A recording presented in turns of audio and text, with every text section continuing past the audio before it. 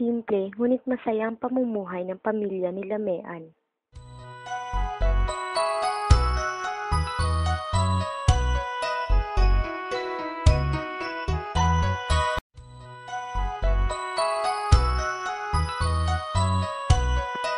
Sige, kumain kayo ng marami. Madami kaming nabingwit ni paring Rene.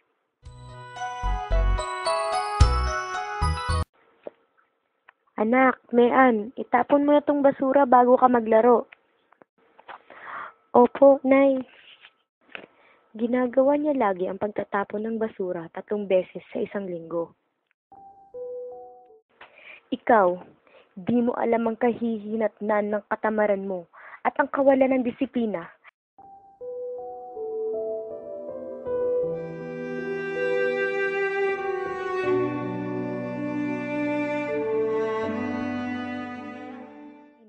Tingnan mo, dahil dyan, di ko kayo bibiyayaan. Sa ilog na to kayo kumukuha ng pantawid gutom. Ngayon, sa kapabayaan mo, magsisilbing aral to sa'yo.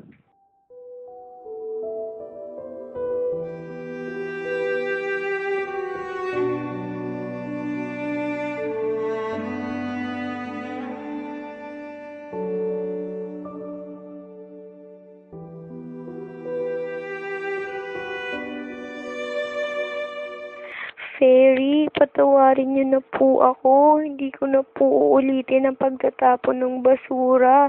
Sasabihan ko rin po ang iba kong kabarangay at mga kalaro na linisin na po ang ilog. Patawarin niyo na po ako. Hindi na po ako uulit. Ibalik niyo na po ang kabuhayan ng aking tatay. Tagutom na po sa amin ngayon. Sorry na po, sorry. Magpakita ka po sa akin. Patawarin niyo na po ako, Fairy.